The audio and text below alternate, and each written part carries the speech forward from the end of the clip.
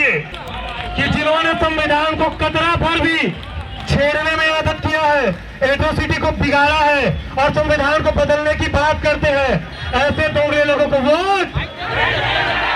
ओम भाई ने जो बोला है निश्चित तौर पर उसका हमें तकलीफ हुआ है कि वोट से संबंधित यहाँ पर कुछ नहीं करना था। माइक को दिए हैं एक हमारे मिशनरी साथी समझकर। आज के बाद मार खुदा से शक्ति रैली में नहीं आएंगे, इस तरह से राज होगा तो हम नहीं आज के बाद। अब कर लेना अपने मर्जी से, शक्ति वाले जिला अलग चला दो।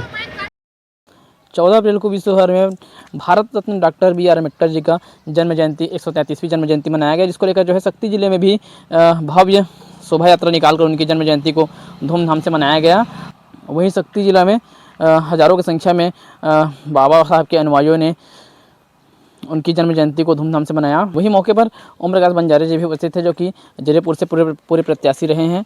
उन्होंने क्या कुछ ऐसा कह दिया कि जिससे जो है सामाजिक कार्यकर्ता और बाबा साहब के कुछ अनुयायी जो है वो नाराज हो गए। जानने के लिए देखिए पूरी खबर लक्ष्मण कुर्जे के साथ शक्ति जंक्शन में।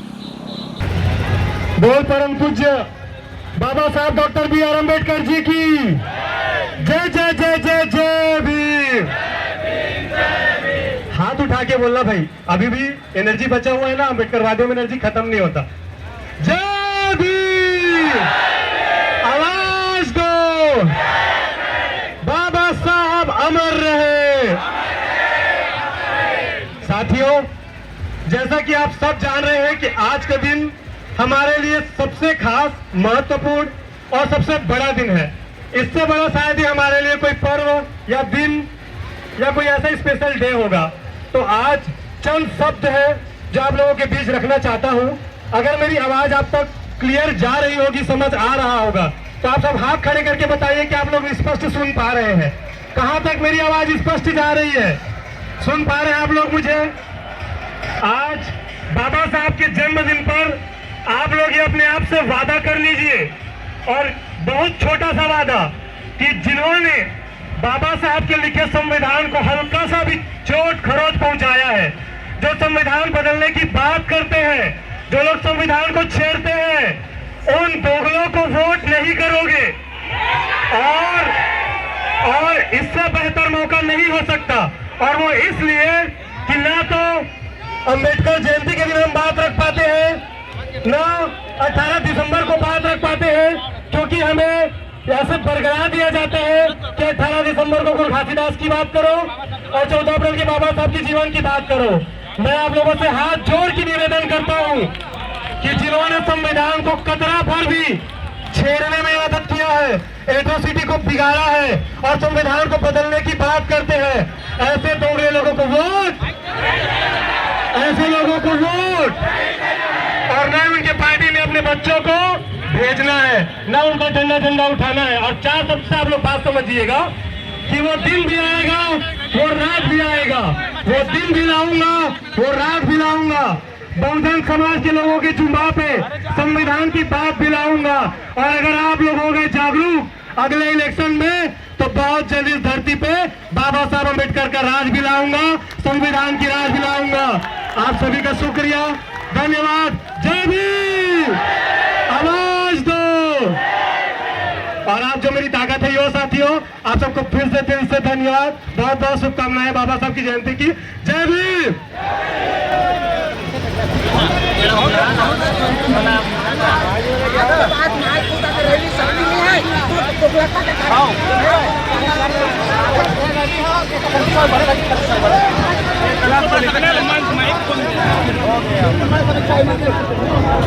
अरे भैया भाई ये चालू रखो, राजनीतिक वाला भाई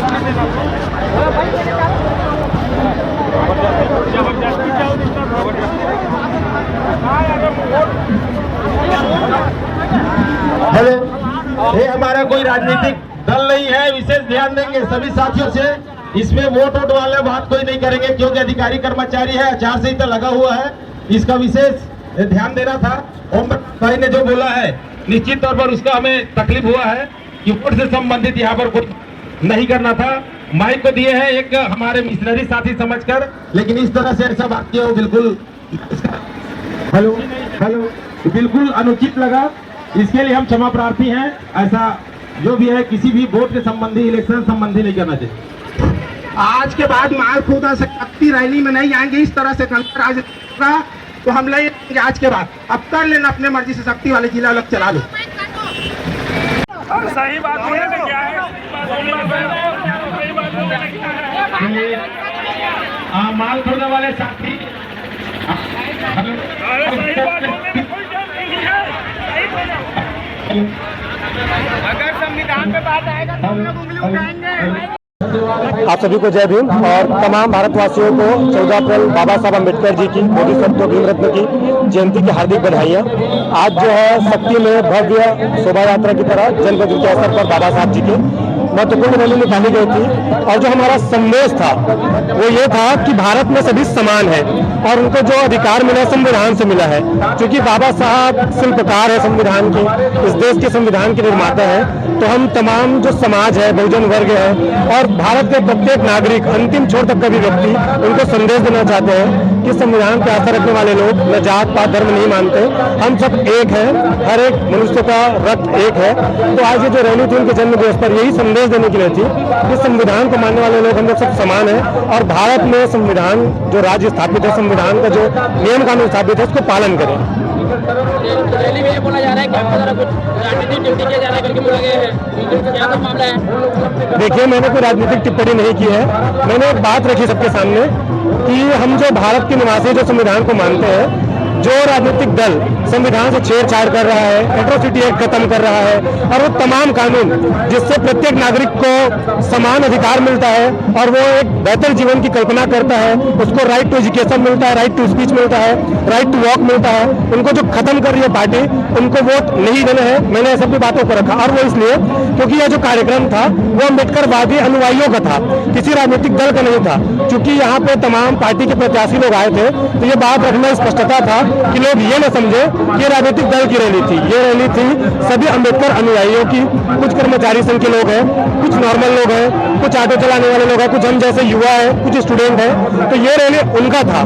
तो ये जरूरी था स्पष्ट करना कि यह जो रैली थी अम्बेडकरवादियों की थी, किसी राजनीतिक दबाव में या किसी राजनीतिक व्यक्ति की नहीं थी।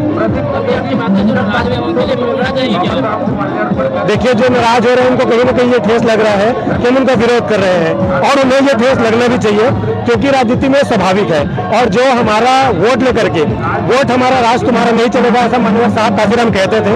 तो जो लोग हमारा वोट लेके हमारे संविधान को खतरे में डालते हैं, उसे खत्म करने की बात कहते हैं। और इस देश की जो वित्त मंत्री है निर्मला सीतारमण, उनके पति का ये बयान आता है कि 400 सीटें पार हुई तो हम संविधान बदल देंगे। ऐसे लोगों को रोकने के लिए समाज में बातें करनी जरूरी थी। मैंने अपना काम किया है क्योंकि मैं समाज का रक्षक दल हूँ, भीम आर्मी समाज की रक्षक दल है और मैं उसे प्रतिनिधित्व करता हूँ। ये मेरा कर्तव्य बनता है कि मैं अपने लोगों को जगाता रहूँ।